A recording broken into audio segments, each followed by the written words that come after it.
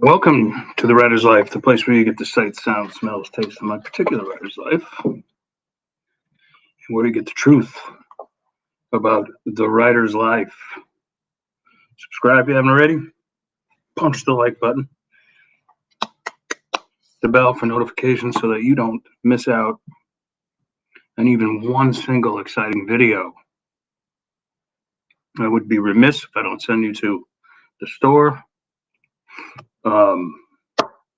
Zandri.com, www.vinzandri.com for all your thriller needs. Got a lot of new books and stories out, guys, and a lot more coming. And also, you can get your copy of the Writer's Life Mindset lecture series, which I think you will really love. And it's just a plethora of information that you did not know, because I give you the inside scoop on things. I give you the truth. And so many authors in this business just lie their way in and out of situations. They suck up and they kiss ass and they basically humiliate themselves. They bend over, all those cliches. And so many of them are, so many of the people who think they have power, and you know who you are just plain fucking arrogant. And my lecture series sort of digs into all that. And by the end of it, you should feel empowered as a writer. You should feel like the most important person in the room. It's not the bookseller. It's not the publisher. It's not the agent. You, the writer, are the most fucking important person in the room. And don't ever forget it. Don't let them make you feel any less than that. That's why I've mentioned this before. One of my publishers is presently undercutting the prices on my books so that they don't have to pay any more money than they already did with the advance. And I called them out on it, and with F-bombs and all. And I have no regrets about it. Because they're cheating. You got to do this. If enough of us call these shysters out for who they are, the less of it'll happen. But you got to make the decision for yourself. Some authors are afraid to speak up. Well, geez, what will happen if they don't publish me in the future? So what? Go independent, or go hybrid, at least, like me. But anyway, believe it or not, that's not what this is about today. Oh, and of course, I got to start mowing the fucking lawn the second I get on here, right? Never fails. Hang on. Oh, wait. They just went by. Maybe they're not. Oh, who knows? But speaking of all this, even though I guess tangentially that is a little bit of what I wanted to talk about. 2024 is almost here already. 3 months from now, like Christmas week, will be almost over. No, it will be over because it'll be past the January 1st. I will be in Italy. I have no return ticket, so I will be there for a while. And I will be working on, I did not think, oh my God. Get out the sword.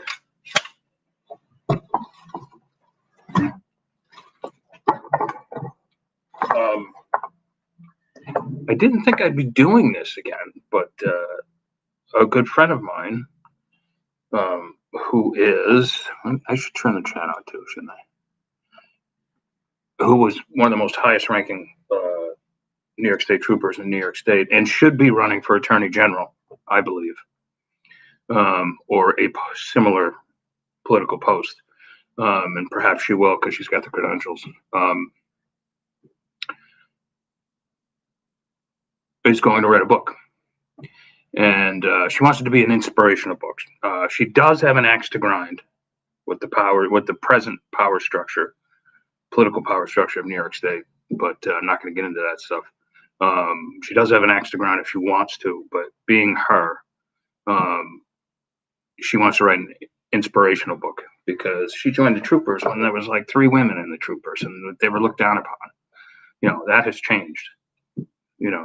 She went from literally flipping burgers in a diner to like one of her customers saying, why don't you, you have a college degree, why don't you try out for the New York State Troopers? And she was like, what? And he's like, give it a shot. I think you'd be, he recognized the quality in her of what it would take to be a brave state trooper. And those guys are brave. So anyway, she made a huge career out of it and just rose up the ladder, and became one of the most powerful law enforcement officers in New York State. So anyway, I'm making this a long story. I pitched the book idea to my agent. I thought my agent might be like, there's so many of these books, and I don't know, Vince, like, why don't you do it maybe independently or something like that? And I'd understand. My agent's one of the good guys, by the way. And he came back and he's like, I fucking love this. I absolutely love it. I'm going to set up a meeting with her next week. We'll talk over the details, and she's all set, and we'll establish a price, and we'll get started on it. So I'm kind of back in the nonfiction book seat again. And this won't be a ghost job. It'll be by she and me. So that's a positive too.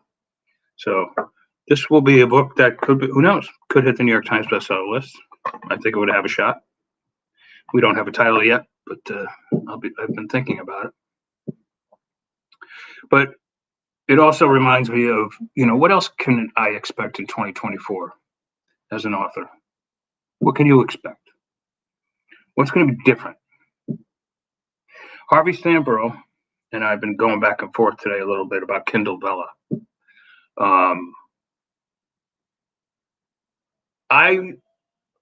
He doesn't he tried it and it's not for him because he's like me. He's very prolific and always putting out material, always putting it out.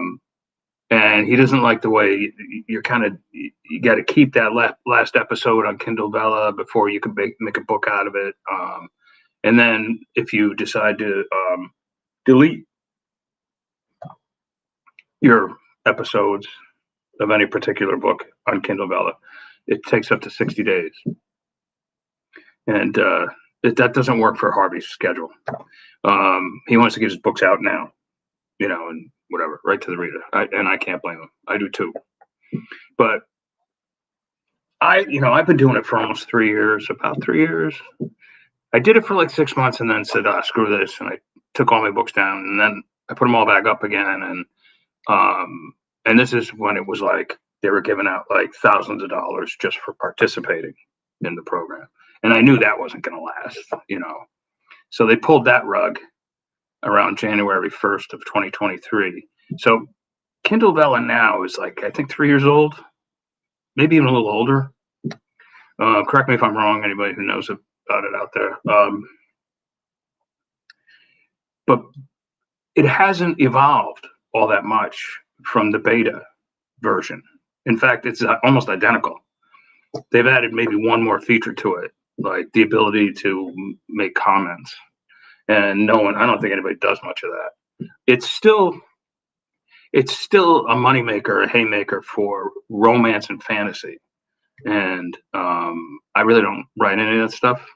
I mean, I guess you could say my Handyman series is technically erotic noir, but I don't hit any of the typical romance tropes that a romance reader would expect because I don't read romance. So for me, when they pulled, that participation rug out from under me, I went from getting like, I think one month I made like $2,000 on it down to like $85 a month, $100 a month. So now I just use it as a writing tool to keep me contributing every day and make sure I have, I'm putting in the word count, but I don't even need that kind of writing tool anymore, to be perfectly honest. But here's what I predict. And if it comes true, you heard it here first. If it doesn't come true, you can just sort of forget I said this. But I think Kindle Vella is going to go bye-bye in 2024. I do.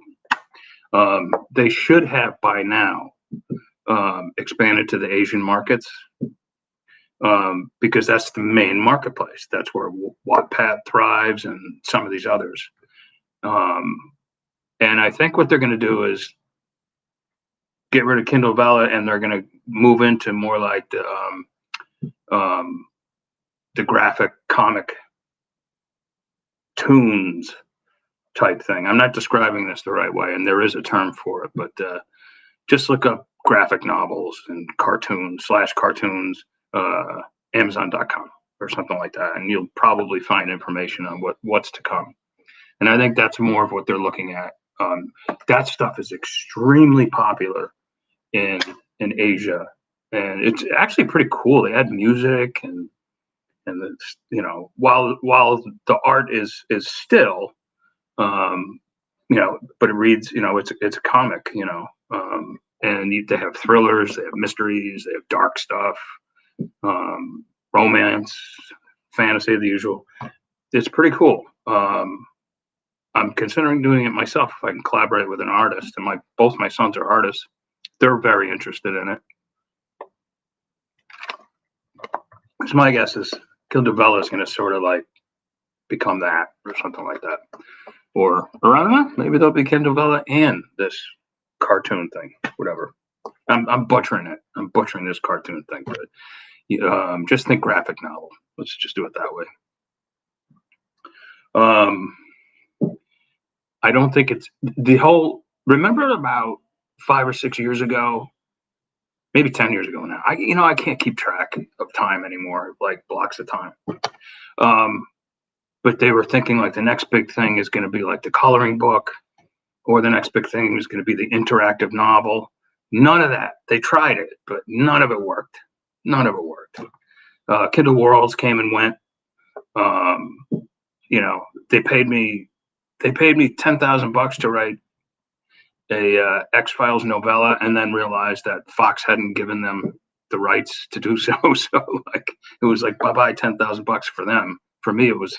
They're like, yeah, go ahead, keep it. Keep the story even. Ironically, I put that story up on Vella, and when they tell me to take it down, I'll take it down. It's also on Substack. I've been serializing it on Substack now that it's been on Kindle Vella for a long time.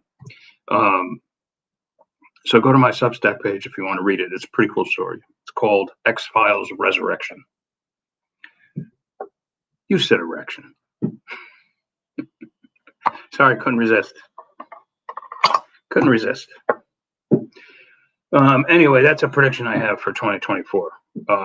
Otherwise, also like Harvey says, if you find your numbers aren't where they should be these days, just keep doing what you do, which you should always be doing, especially if you've been a bestseller before. Write great books, use great covers, push your stuff on social media. Don't be obnoxious about it, but do it. Build that subscriber list. Be a hybrid author, independent and traditional, or just be an independent author, and just keep grinding out that work. To me, it's not a grind. To me, it's fun. But start a Substack page, start a YouTube channel. I don't know why more people don't start YouTube channels. This is easy, and it's fun as fuck. I have a blast with it, and I especially have a blast when I have guests on. It's just so. I love guests who do more than just writing, like they have lives. I would have loved to have had Hunter Thompson on, for instance. What a cool character, right? Or I would have loved to have had some of the pulp writers on, like Lovecraft. He probably wouldn't have come on though, because I think he was like an introvert. He probably would have been afraid. I don't know. But boy, did he have an imagination. The Cthulhu. Anyway, all right, I'm rambling today. So that's because it's Friday. So I probably will not come to you tomorrow unless there's a Black Swan event. Um, but I'll try to come to you Sunday. I think tomorrow's supposed to be a washout around here, so it's going to be a perfect day to put some words down on a page. Every day is a perfect day to put words on a page. Don't you think so? I do. And that's it. All right, you guys. I will catch you hopefully Sunday. Oh, Sunday, actually. Wait a minute. I knew there was something going on Sunday. Actually, I have a guest on Sunday, Tony Newton from Scalefluence. He's an influencer.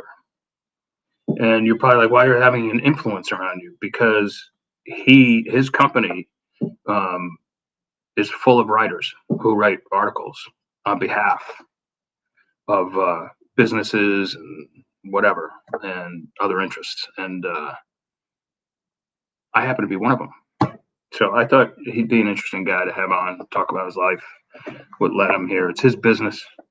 So I think he runs it right out of his apartment, like low overhead. And he's an adventurer too. He's like, he just got back from 3 months of climbing all sorts of mountains and stuff like that. And he's also a ball buster. He busts my balls like you wouldn't believe. And I bust him right back. Yes, I do. All right. But anyway, that's Sunday. It's an early one. I think it's 1 p.m. Eastern Standard Time. But I'll let you know more tomorrow and Sunday morning. All right. With that, I will say goodbye and